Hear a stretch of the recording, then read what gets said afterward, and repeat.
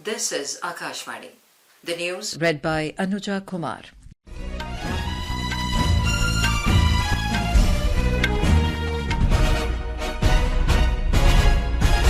Prime Minister Narendra Modi held a roundtable with the CEOs of leading US tech companies in New York this morning.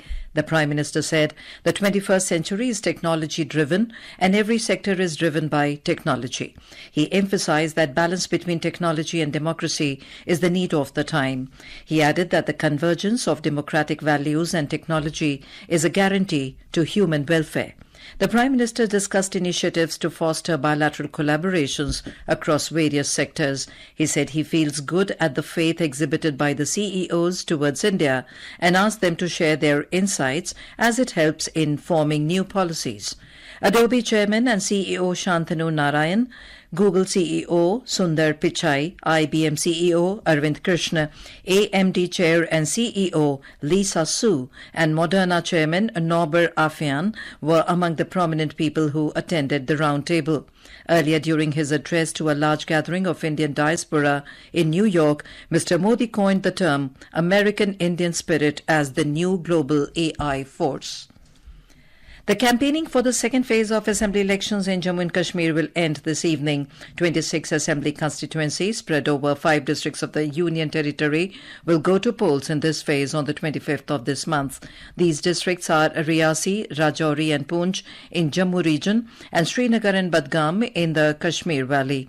11 assembly segments of Rajouri, Poonch and Riyasi districts of the Jammu division will go to polls on Wednesday. Jammu and Kashmir assembly elections are being conducted in 3 phases. The counting of votes will take place on 8th of October. Meanwhile, political parties have intensified the campaign for second and third phases. Polling for the third phase will be held on 1st of October. Leaders of various political parties are holding rallies and organizing interactions, roadshows, rallies to woo the voters. National People's Power leader Anura Kumara Dissanayake was sworn in as the 9th executive president of Sri Lanka today.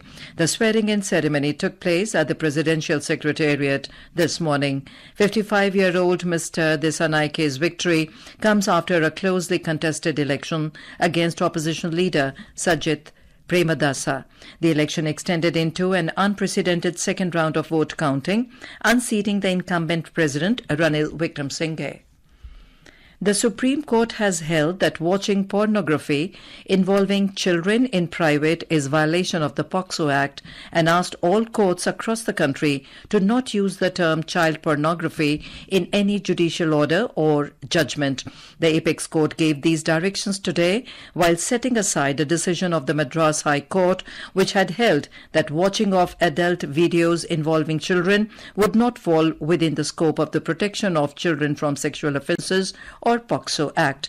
The judgment, authored by Justice J.B. Pardiwala, suggested that instead of child pornography, courts can endorse the term child sexual exploitative and abuse material or CSEAM. The court also said that the Parliament should seriously consider substituting the term, and in the meantime, the Union government may bring an ordinance to amend the POCSO.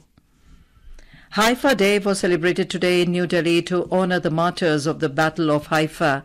Speaking on the occasion, Ambassador of Israel to India, Reuven Azar, hailed the relationship between the two countries.